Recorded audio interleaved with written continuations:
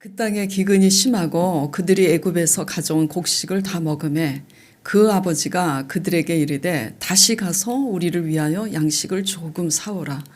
유다가 아버지에게 말하여 이르되 그 사람이 우리에게 엄히 경고하여 이르되 너희 아우가 너희와 함께 오지 아니하면 너희가 내 얼굴을 보지 못하리라 하였으니 아버지께서 우리 아우를 우리와 함께 보내시면 우리가 내려가서 아버지를 위하여 양식을 사려니와 아버지께서 만일 그를 보내지 아니하시면 우리는 내려가지 아니하리니 그 사람이 우리에게 말하기를 너희의 아우가 너희와 함께 오지 아니하면 너희가 내 얼굴을 보지 못하리라 하였음이니이다. 이스라엘이 이르되 야곱입니다. 아버지 이스라엘이 이르되 너희가 어찌하여 너희에게 또 다른 아우가 있다고 그 사람에게 말하여 나를 괴롭게 하였느냐. 그들이 이르되 그 사람이 요셉이죠. 예, 초신자들 때문에 지금 이렇게 중간중간 제가 얘기하는 거예요. 그들이 이르되 그 사람이 우리와 우리의 친족에 대하여 자세히 질문하여 이르기를 너희 아버지가 아직 살아계시느냐 너희에게 아우가 있느냐 하기로 그 묻는 말에 따라 그에게 대답한 것이니 그가 너희의 아우를 데리고 내려오라 할 줄을 우리가 어찌 알았으리까. 유다가 그의 아버지 이스라엘에게 이르되 저 아이를 나와 함께 보내시면 우리가 곧 가리니 그러면 우리와 아버지와 우리 어린아이들이 다 살고 죽지 아니하리이다. 내가 그를 위하여 담보가 되오리니 아버지께서 내 손에서 그를 찾으소서. 내가 만일 그를 아버지께 데려다가 아버지 앞에 두지 아니하면 내가 영원히 죄를 지리이다. 우리가 지체하지 아니하였더라면 벌써 2번이나 갔다 왔으리이다. 그들의 아버지 이스라엘이 그들에게 이르되 그러할진대 이렇게 하라. 너희는 이 땅의 아름다운 소산을 그릇에 담아가지고 내려가서 그 사람에게 예물로 드릴지니 곧 유향 조금과 꿀 조금과 향품과 모략과 유향나무 열매와 감복숭아니라. 너희 손에 갑절의 돈을 가지고 너희 자루아기에 도로 넣어져 있던 그 돈을 다시 가지고 가라. 혹 잘못이 있었을까 두렵도다. 내 아우도 데리고 떠나 다시 그 사람에게 가라. 내 아우가 요셉의 친동생이죠. 다른 형제들 시기심으로 요셉을 노예로 판 그 형들은 다 배다른 형제들입니다. 자, 이제 야곱이 이렇게 고백을 합니다. 14절에 전능하신 하나님께서 그 사람 앞에서 너희에게 은혜를 베푸사 그 사람으로 너희 다른 형제와 베냐민을 돌려보내게 하시기를 원하더라. 내가 자식을 잃게 되면 이르리로다. 이렇게 하면서 이제 베냐민을 이제 보냅니다. 자, 지난주에 제가 내 영혼이 잘된 같이라는 주제로 하나님이 원하시는 사람이 되면 하나님께서 그 사람으로 무슨 일을 만나든지 형통케 도우신다고 말씀드렸습니다. 무슨 일을 안 만나게 하는 게 형통이 아니라 무슨 일을 만나든지. 그래서 무슨 일을 만나서 문제가 되는 것이 아니라 무슨 일을 만나거나 당했을 때 우리가 어떻게 반응하고 어떻게 대처하는 사람인지에 대해서 그래서 요셉은 당한 고난을 이해할 수 없고 고통스럽지만 원망하기보다는 수용하면서 도리어 그 가운데 본을 보임으로 맡겨진 업무에 충실함으로 마침내 애굽의 총리로 존귀케 되는 복을 얻었노라고 말씀드리면서 바로 이러한 삶의 모습이 내 영혼이 잘된 같이 범사가 잘 되는 것이고 바로 이러한 것이 하나님의 나라와 의를 먼저 구함으로 이 모든 것을 더하여 받는 비결이라고 말씀을 드렸습니다. 자, 오늘은 모든 상황을 주관하시는 하나님이라는 주제를 가지고 나누려고 하는데요. 하나님은 천지를 지으신 절대 주권자입니다. 그러니까 결국은이 중요한데요. 하나님은 결국은 하나님 아버지의 뜻과 계획대로 모든 상황을 주도하시고 주관하시는 분이십니다. 그러므로 하나님의 뜻과 계획을 깨닫고 순종하는 삶이 중요해요.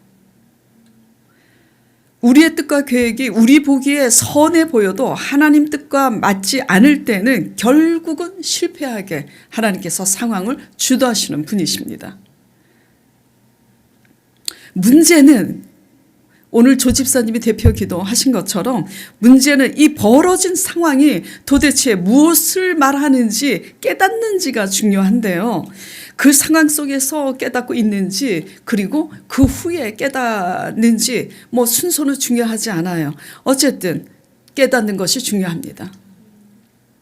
근데 하나님께 꽂혀 있지 않고 나라는 사람이 하나님 앞에 어떠한 사람인지를 바로 보고자 하는 올바른 마음의 자세가 없이는 그 벌어진 상황이 무엇을 의미하는지 우리는 깨달을 수가 없는 거예요. 하나님은 모든 상황 위에 자정하셔서 그 상황을 이용하셔서 결국은 하나님의 뜻대로 주도하시고 주관하시는 분이신데 과연 무엇을 위해서 그렇게 하시는가, 어떻게 주관하시는지를 나눠보도록 하겠습니다. 크게 분류하면 이런 것들이에요. 우리가 집요하게 애착함으로 놓지 못하는 것들을 내려놓을 수밖에 없도록, 결국은 내려놓을 수밖에 없도록 일련의 상황들을 주도하시고 주관해 가시는 분이세요. 또 우리의 죄악을 결국은 기억나게 하셔서 그 죄악을 지난날에 우리의 죄를 우리가 범죄했던 죄든 심각한 죄악을 부각시켜서 결국은 회개케 하시고 책임지는 법을 배우게 하셔서 배우게 하시고자 일련의 상황들을 주도해 가십니다. 하나님은 만월히 여기실 수가 없는 분이세요. 또 우리가 의로와도 우리의 의를 내려놓게 하시려고 일련의 상황들을 주도해 가세요. 대부분 우리의 의를 내려놓게 하실 때는 어떤 사건으로 이끌어 가시냐면 요셉이 억울하게 노예로 팔린 것처럼 억울한 상황, 배신을 당하거나 억울한 상황으로 하나님께서 주도해 가십니다. 왜 그렇게 하시냐면요. 하나님의 의로만, 하나님의 전적인 은혜로만 구원받는 거기 때문에 우리가 다른 사람보다 의롭다고 해서 의롭게 여기는 이 의를 하나님께서 내려놓게 하시기 위해서 그렇게 이끌어 가시는 거예요. 그러니까 한마디로 크게 얘기하면 우리의 의 때문에 우리 자신을 의롭게 여기는 죄, 그리고 평상시 우리가 너무나 집요하게 애착함으로 놓지 못하는 거나 우리가 저지른 그 죄악에 대해서 하나님께서 그 모든 것들을 내려놓게 하시고자 그 모든 상황을 이끌어 가시는 하나님이시라는 얘기입니다. 자, 이렇게 모든 상황을 주관하시는 하나님의 뜻과 목적이 이렇다라면, 우리의 죄성을 다루시는 문제라면 우리가 어떻게 살아야 되는지 정리가 될 겁니다. 그래서 마태복음 1장 21절에 이렇게 말씀을 하고 계세요. 예수 그리스도께서 이 땅에 오신 목적은 다른 게 아니에요. 자기 백성을 죄에서 구원하시기 위해서 오셨다고 기록이 되어 있습니다. 그래서 모든 상황을 주관하시는 이유와 목적이 결국 하나님이 원하는 사람으로 우리 영혼을 변화시켜서 구원받은 백성답게 세상 사람보다도 더 낫게, 뭔가는 달라도 달라야지 돼요. 근데 벌어지는 갈등과 그런 감정의 소요 속에서 세상 사람하고 내가 똑같이 반응하는 사람인지, 그러면 그 사람 보고 교회 나오기 싫은 거예요. 나 우리 엄마처럼 믿기 싫어서 교회 가기 싫고, 우리 아빠처럼 믿기 싫어서 교회 가기 싫고, 그런 겁니다. 예. 그렇게 구원받은 백성답게 본이 되게 하심으로 빚어가셔서 마침내 어떻게 하시려고 그렇게 하시냐면 우리를 구원하시고 마침내 결국은 하나님께서 우리에게 복 주시고 상 주시려고 그렇게 이끌어 가시는 거예요. 왜냐하면 받을 그릇이 돼야 되는 거잖아요. 아무리 잔치상에 귀하고 좋은 음식을 다 준비해 놨어도 그릇이 더럽고 종재기가 조그마면 그 좋은 메인 메뉴를 담을 수 없는 거예요. 그래서 그 복을 받을 수 있는 귀한 그릇으로 하나님께서 빚어 가시고자 모든 상황들을 그렇게 주도하시고 주관해 가시는 겁니다. 그러므로 중요한 것은 우리가 존귀케 되고 하나님의 축복을 받는 길은 열심히 살아야 되지만, 날마다 말씀드리는 거지만 우리의 열심이 있는 게 아니에요. 예. 우리의 똑똑한 수단과 방법에 있는 것이 아니에요. 뭐에 있느냐? 하나님 열심히 살아야 되지만 하나님이 허락한, 우리가 원치 않는 그런 상황 속에서 우리가 어떤 모습으로 대처하고 반응하며 살아가는 사람인가에 있다라는 거 유념하시기 바랍니다. 생명의 삶 묵상 에세이랑 생명의 삶 81페이지에 목사님이 이런 글을 썼어요.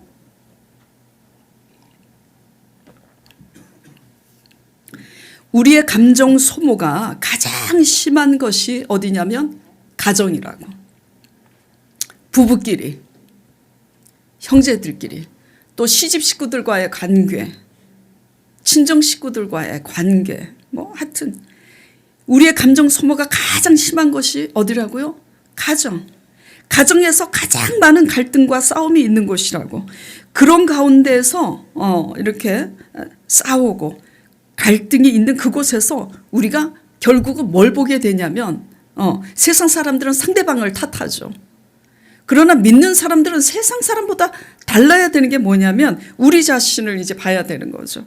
우리가 얼마나 이기적이고 얼마나 독한 인간인가를 여지없이 경험하게 된다고.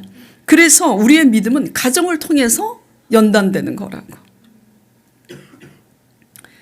마찬가지로 우리의 감정 소모는 어디에서 일어났냐면 가정뿐만 아니라 교회 안에서도 날마다 봉사하느라고 만나는 사람끼리 그곳에서 일어나요. 그리고 구용예배 드리느라고 또 모였는데 거기에서 또 일어나요. 제가 이제 우리 구역장님들한테 신신당부를 합니다. 무슨 당부를 하냐면 제발 구용예배 드리면 내가 고치려고 잔소리하지 말고 들어주라고.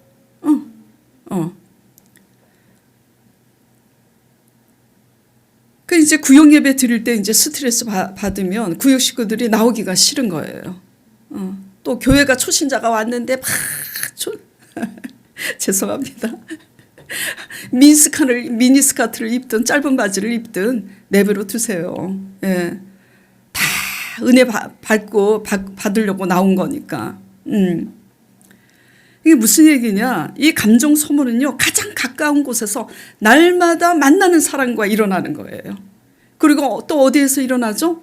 날마다 내가 출근하는 직장 동료 사이에서 일어나는 거예요. 다른 곳에서 일어나지 않습니다.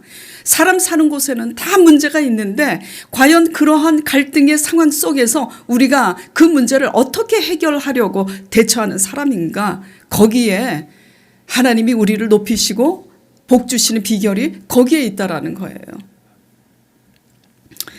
그렇기 때문에 우리가 이제 돌아봐야 되는 것은 관계 속에서 내가 어떻게 반응하고 처신하는 사람인가에 따라 하나님이 높이시고 복 주시는 사람이라면 나는 과연 어떤 사람인가를 돌아봐야 되는 거죠. 어떤 이는 싸워서 이기려고 합니다. 싸워서. 내가 옳다고 생각하니까. 제가 자꾸 웃어서 죄송한데요.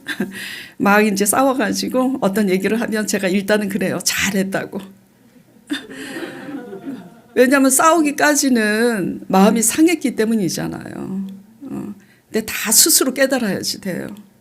잘했다고. 어떤 이는 싸워서 이기려고 하고 또 어떤 이는 얍삽한 자기 꾀로 자기가 원하는 대로 주도하고 자기 꾀로 상황을 면해보려고 합니다. 그 꾀가 다 보이죠. 또 어떤 이는 자신이 으뜸이 되지 않으면 견디지 못해서 늘 불화를 일으킵니다. 네.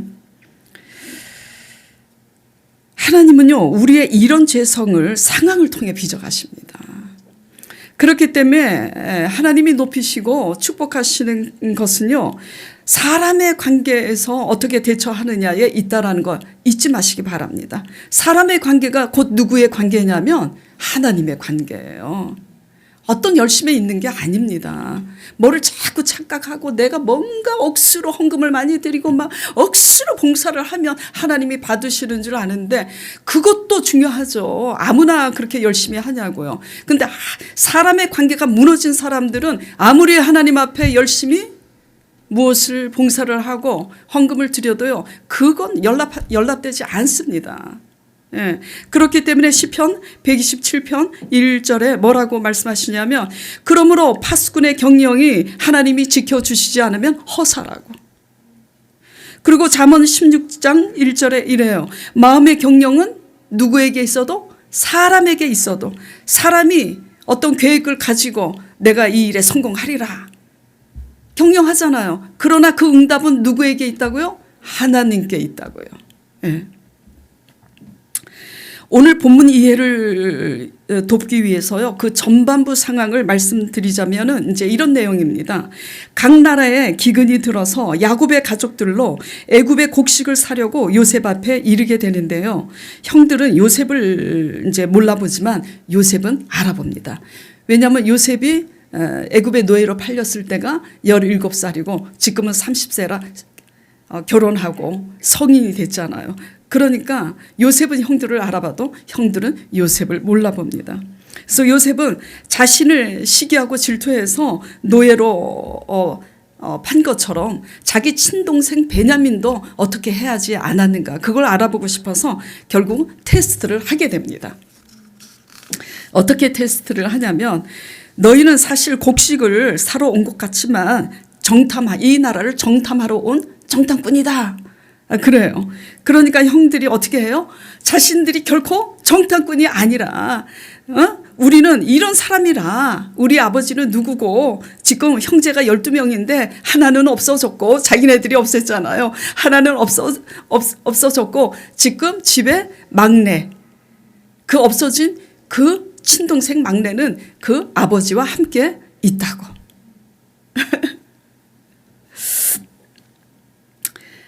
그러니까 요셉이 이제 뭐라고 그러냐면 그러면 너희가 진짜 정탐꾼이 아니라 너희가 말한 것이 사실인 걸 증명하기 위해서 한 사람은 옥에 갇혀 있고 너희가 가서 그 동생을 데려오라.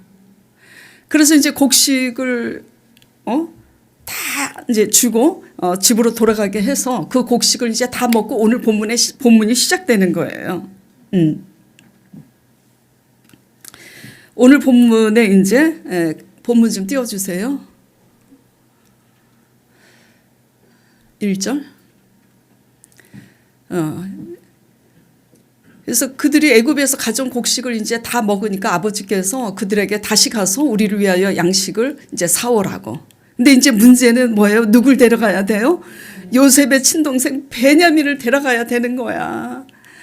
그래가지고 3절에 유다가 아버지께 말합니다. 그 사람이 우리에게 정탐꾼이라고 하면서 우리가 아무리 정탐꾼이 아니라 그래도 너희가 그걸 증명하기 위해서 내가 엄히 경고하니까 너희 아우를 데려오라. 그래야 하면 너희가 내 얼굴을 보지 못하리라 하였으니 데려가게 해달라고 그럽니다. 그러면서 뭐라고 그러냐면 자 7절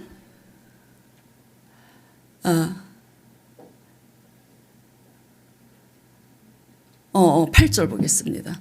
그러면서 이제 유다가 이제 이렇게까지 말을 해요. 그의 아버지 야곱에게 이르되 저 아이를 나와 함께 보내시면 우리가 곧 가리니 그렇게 되면 아버지나 우리나 우리의 자녀들까지 다 살고 죽지 아니리라. 내가 그를 위하여 뭐가 되겠다고요? 담보가 되겠다고. 이렇게까지 이제 하면서 아버지를 설득시켜요. 그러니까 그 설득에 아버지 야곱은 이제 끝에 13절, 14절 보겠습니다.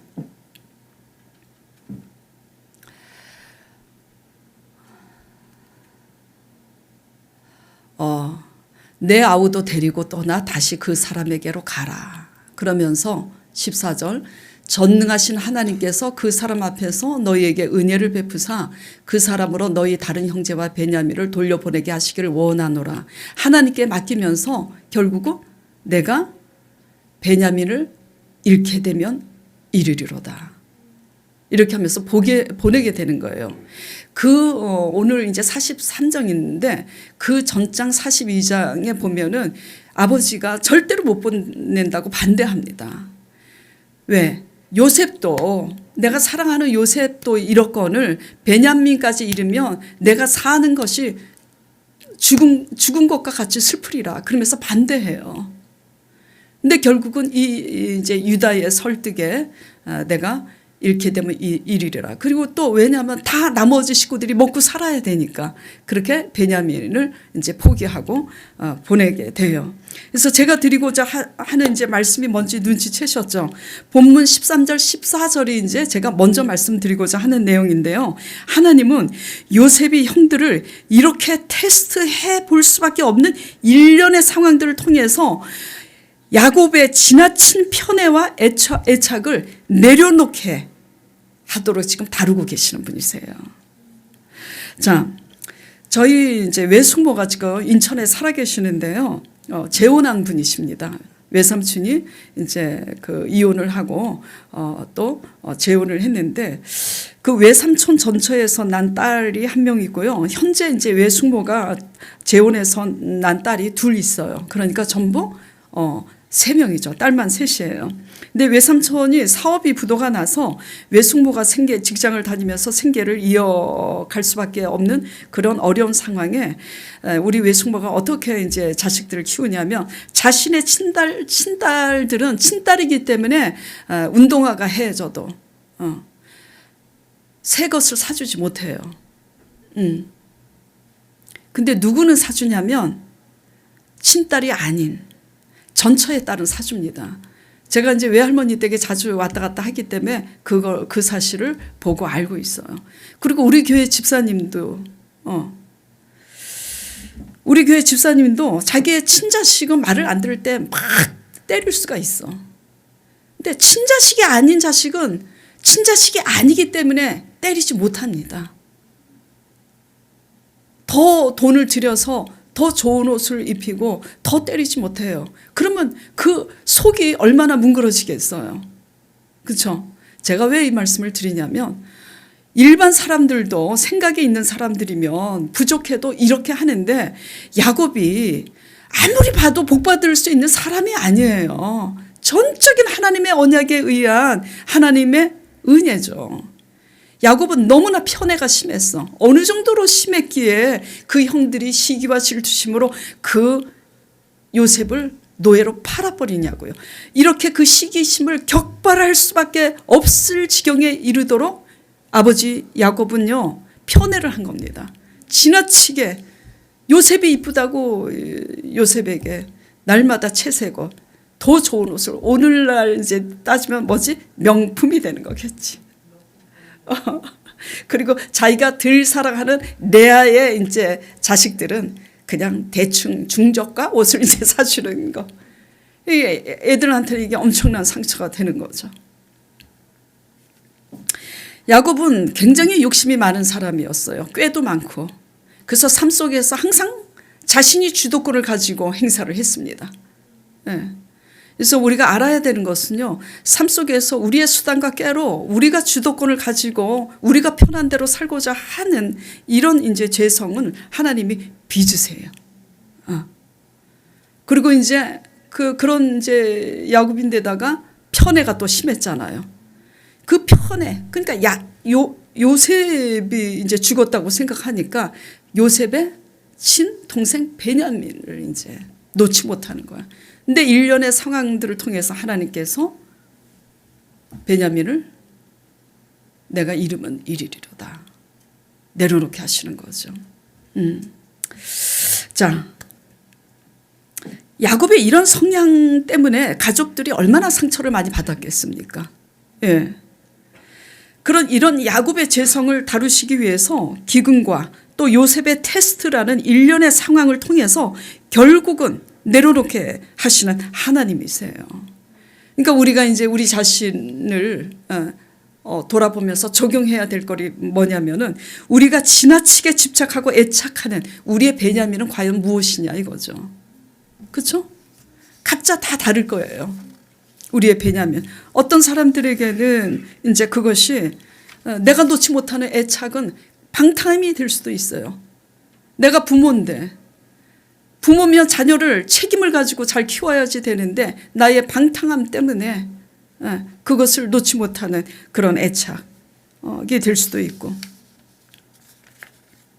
또 어떤 사람은 욕심이 지나쳐서 그 욕심을 놓지 못해서 내 욕심의 기준에 미치지 못하면 주위 사람들을 달달 볶아, 가족들을. 그러니까 그게 얼마나 또 상처가 되겠어요. 예. 그리고 또 언제 나의 베냐민은 뭘까? 내 의. 나는 저렇게 하지 않는데, 나는 저렇게 하지 않는다는 것 때문에, 내가 옳다는 것 때문에, 예. 내 잣대에서 이제 그렇게 싸우고 다투고 이제 이렇게 하는 것들, 이런 것들을 하나님께서 이제 빚어가시는 거예요.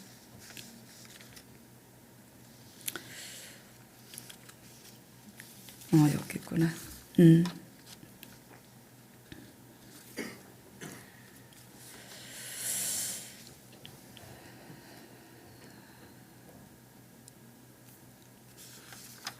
자, 그래서 내가 내려놓지 못하고 집요하게 애착하는 베냐민은 과연 무엇인가? 한 2달 전에도 그 레아의 그 집착, 자기 자신을 올바로 인정하지 못하는 레아의 집착 때문에 결국은 자기 착각에서 벗어나지 못하고 정작 감사할 것을 감사하지 못하는 거를 다뤘잖아요. 우리가 무엇을 지나치게 집착하면 그것 때문에 주위 사람들을 힘들게 할 뿐만 아니라 상대방의 장점은 보지 못합니다. 예. 저도 좀 웃기지만 저도 집착하는 게 있었어요. 사실 제 성격상 뭐 집착하는 게 없지만 어떤 게 이제 집착이라고 표현하고 있냐면은 내 의. 나는 저렇게 하지 않는데 너무 황당한 거야. 어떻게 저렇게 상식이 없지? 용납이 안 되는 거죠. 근데 결국은 그게 하나님이 원하는 게 아니더라고요. 그래서 그것이 무엇이든지 우리가 내려놓지 못하는 것들은 관계를 힘들게 하고 고통스럽게 해요. 그래서 하나님께서 그것을 제하시고자 어떤 상황을 지금 이용하셔서 그렇게 지금 빚어가시냐면 기근이라는 상황. 그렇죠? 기근이라는 상황. 믿음이 없으면 내가 이러다 굶어 죽는 거 아니야? 그것만 쳐다보죠. 근데 왜 기근의 상황이 왔는지 우리 자신을 봐야지 되는 거예요. 기근이라는 상황과 요셉이 이렇게 테스트할 수밖에 없는 상황이 됐잖아요. 형들의 진실을 알려고. 그런 요셉이 테스트할 수밖에 없는 그런 상황들을 이용하셔서 지금 야곱을 빚으시고 계시는 겁니다. 예. 그래서 하나님의 음성은요, 성경 말씀한 하나님의 음성이 아니고요, 기도할 때 또 성령님께서 우리에게 찾아오셔서 임재하셔서 주시는 음성만 음성이 아니라 우리에게 원치 않는 상황이 벌어지는 것이 강력한 하나님의 음성이라는 거를 명심하시기 바랍니다. 우리가 자녀를 키울 때 자녀가 말을 듣지 않잖아요. 그러면 특단의 조치를 어떻게 하죠? 차라리 상대를 하지 않아요. 딱 침묵해요. 그러면 애들이 바보가 아닌 이상은 우리 엄마가 나하고 상대를 안 하고 침묵하네? 그러면 영리한 애들은 꼬리를 내립니다. 엄마 잘못했어. 상황이 어떨 때는 많은 잔소리를 하는 것보다 상대하지 않는 상황이 특단의 조치인 것처럼 하나님께서는 누누이 말씀을 통해서 우리에게 경고하시고 말씀하시지만 하나님 말씀에 귀를 기울이지 않을 때는 이런 상황들을 통해서 우리를 빚어가시기 때문에 이 음성을 바보같이 자꾸 기도해서 무슨 음성을 들으려고 목사님은 그 음성을 들으세요? 이런 질문 하지 마시고요.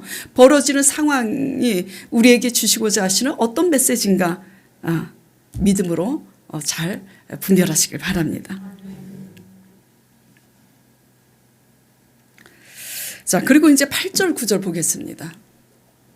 제가 아까 본문을 읽다가 유다를 제가 2번이나 읽었죠. 예. 자, 8절. 같이 읽어볼까요? 자, 시작. 유다가 그의 아버지 이스라엘에게 이르되 저 아이를 나와 함께 보내시면 우리가 곧 가리니 그러면 우리와 아버지와 우리 어린아이들이 다 살고 죽지 아니하리이다. 내가 그를 위하여 담보가 되오리니. 딱 여기까지만 읽으면 돼요. 저는 이 43장 주중에 43장 8절 9절을 딱 읽다가 너무 궁금했어요. 이제 요셉 빼고 지금 이 11형제 그리고 또 베냐민도 빼고 베냐민 어리니까 이 이제 이 형들 중에 왜 유다가 그를 위하여 담보가 되오리니 하는 상황이 될 수밖에 없는 거지? 혹시 유다가 요셉을 애굽의 노예로 팔자고 제안한 건가? 궁금해서 찾아보게 됐어요. 깜짝 놀랐어요. 왜냐하면 형들이 시기심으로 요셉을 노예로 팔았다는 그 사실만 제가 유념하고 기억하고 있었지, 그 형제들 중에 누가 그렇게 주동자가 돼서 노예로 팔았는지는 제가 기억을 하지 못하고 있었어요. 자, 창세기 37장 18절에서 30절까지 제가 읽어보도록 하겠습니다. 아이고, 물을 또 한번 마시고요. 요셉이 그들에게 가까이 오기 전에 그들이 요셉을 멀리서 보고 죽이기를 꾀하여 서로 이르되 꿈꾸는 자가 오는도다. 자, 그를 죽여서 한 구덩이에 던지고 우리가 말하기를 악한 짐승이 그를 잡아먹었다 하자. 그의 꿈이 어떻게 되는지를 우리가 볼 것이니라 하는지라. 루벤이 듣고 요셉을 그들의 손에서 구원하려 하여 이르되 우리가 그의 생명은 해치지 말자. 루벤이 또 그들에게 이르되 피를 흘리지 말라. 그를 광야 그 구덩이에 던지고 손을 그에게 대지 말라 하니 그 이유는 그가 요셉을 그들의 손에서 구출하여서 그의 아버지에게로 돌려보내려 함이었더라. 요셉이 형들에게 이르매 그의 형들이 요셉의 옷 곧 그가 입은 채색 옷을 벗기고 그를 잡아 구덩이에 던지니 그 구덩이는 빈 것이라. 그 속에 물이 없었더라. 그들이 앉아 음식을 먹다가 이때 이제 베냐민은 잠시 자리를 뜬 거예요. 그들이 앉아 점심을 먹다가 눈을 들어 본즉 한 무리의 이스마엘 사람들이 길르앗에서 오는데 그 낙타들의 향품과 유향과 몰약을 싣고 어디로 내려가는 상인이라고요? 애굽으로 내려가는지라. 유다가 자기 형제에게 이르되 우리가 우리 동생을 죽이고 그의 피를 덮어둔들 무엇이 유익할까? 자, 27절입니다. 유다가 말합니다. 자, 그를 이스마엘 사람들에게 팔고 그에게 우리 손을 대지 말자. 그는 우리의 동생이요 우리의 혈육이니라 하매 그의 형제들이 청정하였더라. 청정할 게 따로 있지. 자, 28절. 그때 미디안 사람 상인들이 지나가고 있는지라 형들이 요셉을 구덩이에 끌어올리고 은 20에 그를 이스마엘 사람들에게 팔매 그 상인들이 요셉을 데리고 애굽으로 갔더라. 자리를 뜬 르벤 장자죠. 르벤이 돌아와서 구덩이에 이르러 본즉 거기 요셉이 없는지라 옷을 찢고 아우들에게로 되돌아가 와서 이르되 아이가 없도다. 나는 어디로 갈까? 아버지에게 내가 뭐라고 얘기하느냐, 지금 이런 거예요. 자, 누가 애굽의 노예로 팔자고 제안을 했죠? 유다가. 그러니까 하나님은 지금 또 기근이라는 상황과 요셉의 테스트를 이용해서 지금 무엇을 부각시키고 있냐면요, 요셉을 노예로 팔았기 때문에 유다 스스로가 담보물이 베냐민에 대해서 담보물이 되겠다고 하고, 또 44장 16절에 보겠습니다. 유다가 또 이렇게 얘기해요. 자, 16절에 유다가 말하되 우리가 내 주께 무슨 말을 하오리까? 무슨 설명을 하오리까? 요셉에게 이제 왔을 때 그 후에 얘기해요. 우리가 어떻게 우리의 정직함을 나타내리까? 하나님이 종들의 제약을 찾아내셨으니 우리와 이 잔이 발견된 자가 다 내 주의 노예가 되겠나이다. 결국을 노예로 판 유다가 자신이 스스로 담보물이 되겠다고 나설 수밖에 없도록 유다의 성향을 이용하셔서, 그리고 유다가 스스로 노예가 되겠다고 자처할 수밖에 없는 상황으로 지금 하나님이 이끄시고 계시는 거죠. 그래서 성경의 진리는 뭐냐면요, 무엇을 심든지 그대로 거두리라. 이게 진리예요. 무엇을 심든지 그대로 거두리라.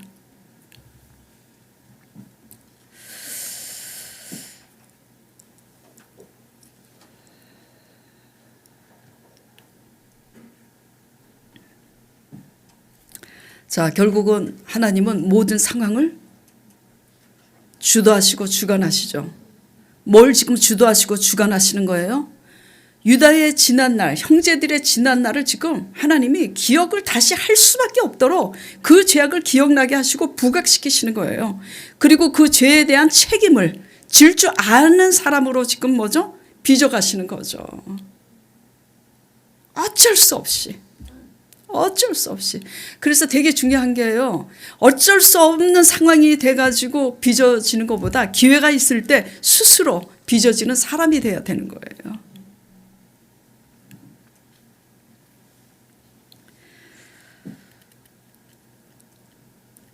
이 유다는 레아에게서 태어난 야곱의 넷째 아들입니다.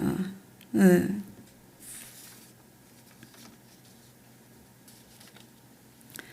결국은 그리고 또 이제 요셉이 또 테스트를 합니다. 예? 요셉이. 그래서 이제 베냐민을 데리고 오잖아요. 요셉 앞에 데리고 오는데 요셉이 또 테스트를 해요. 왜냐하면 이제 그 베냐민을 데리고 와서 베냐민 그 청지기에게 다시 이제 곡식을 사러 올 때 베냐민을 데리고 왔잖아요. 그러니까 곡식을 또 사서 아버지 야곱에게 갈 거 아니야. 그렇게 갈 때 자기 청지기를 시켜서 이렇게 이제 부탁을 합니다. 몰래 베냐민의 곡식 자루에 내가 애장하는 그 은잔을 거기에 몰래 두라고. 그리고 그들이 궁궐을 떠나서 성읍에서 멀리 가기 전에, 사라지기 전에 얼른 뒤쫓아 가서 이렇게 말하라고. 너희가 어찌 선을 악으로 갚느냐고. 우리 주인이 그 날마다 마시는 그 사랑하는 그 은잔, 그 은잔을 가지고 점도 치고 포도주도 마시고 거기에 음료수도 마시는데 그 우리의 저기 주인이 애장하는 그 은잔이 없어졌다. 보니까 너네들이 같이 식사를 했으니까 너네들 중에 한 사람이 우리 주인의 그 은잔을 훔쳐갔도다. 그러니까 이제 형들이 절대 안 훔쳐갔으니까 떳떳하게 결코 그런 일이 없다고 곡식을 이제 자루를 다 열어보게 합니다. 근데 누구 곡식 자루에 나와요? 베냐민 자네. 그래서 누구의 자루에 나오든지 그 자가 우리 주인의 종이 될 것이라고. 그러니까 이제 형제들이 호언장담하면서 이렇게 해요. 그 잔이 나온 자는 정령 죽을 것이고 우리들은 다 주의 종이 되겠나이다. 그래요. 그래서 펼쳐보니까 베냐민에게 종이 나왔잖아요. 그 인간이 이제 어떻게 되느냐. 결국은 창세기 45장 16절, 18절, 20절 보겠습니다. 아니지, 이게 아니구나. 44장 6절에서 12절. 창세기 44장. 당신의 종들 중 누구에게서 발견되든지 그는 죽을 것이요 우리는 내 주의 종들이 되리이다. 그가 이르되 그러면 너희의 말과 같이 하리라. 그것이 누구에게서든지 발견되면 그는 내게 종이 될 것이요 너희는 죄가 없으리라. 11절. 그들이 각각 급히 자루를 땅에 내려놓고 자루를 각기 푸니 그가 나이 많은 자에게서부터 시작하여 적은 자에게까지 조사하며 그 잔이 벤자민의 자루에서 발견된지라. 그 오늘 이제 본문 말씀 아니 이게 몇 절이지? 죄송합니다. 그래서 결국은 있죠. 이렇게 되니까 이제 그 형제들이 옷을 찢고 다시 벤자민과 함께 그 애굽의 궁궐로 돌아가는 거예요.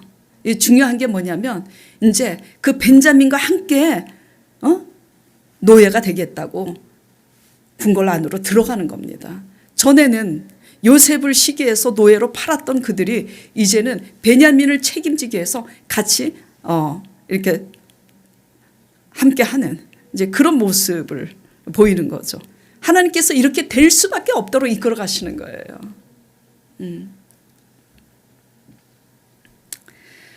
자, 그렇게 이제 하고 나니 요셉이 이 모습을 봤잖아요. 그러니까 측은지심이 일어나고 또 그 한많은 그 참았던 그 삶이 정말 만감이 교차하면서 대성통곡하면서 잠깐 이제 자리를 뜨고 나와서 울고 나서 형들 앞에 서서 내가 사실은 요셉이라고 밝힙니다. 그게 얼마나 놀래요, 형들이. 예. 그리고 이제 애굽 왕이 이 소문을 듣게 되는 거죠.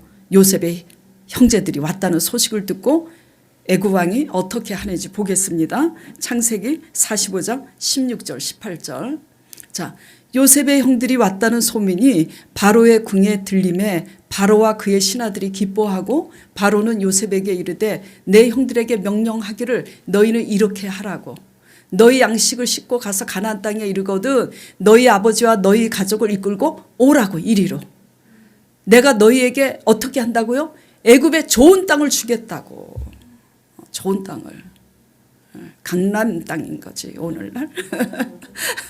압구정동 땅 정도 되겠죠. 애굽에 좋은 땅을 주리니 너희가 나라에 기름진 것을 먹으리라 하면서 20절에 보겠습니다. 또 너희의 기구를 아끼지 말라. 온 애굽 땅에 좋은 것이 너희의 것임이라. 자, 하나님께서 모든 상황을 주도하시고 주관하셔서 우리의 이 죄성을 이렇게 빚으신 후에는 결국은 어떻게 해요? 하나님께서 마침내 이들을 복 주시고 상 주시는 하나님이시라는 거. 하나님은 좋으신 분이세요. 하나님은 사랑이신 분이세요.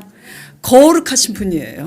그렇기 때문에 우리를 복 주시고 상 주시길 원하시지만 하나님이 원하는 사람으로 빚어가신 후에 이렇게 복 주시고 상 주시는 이시라는 거.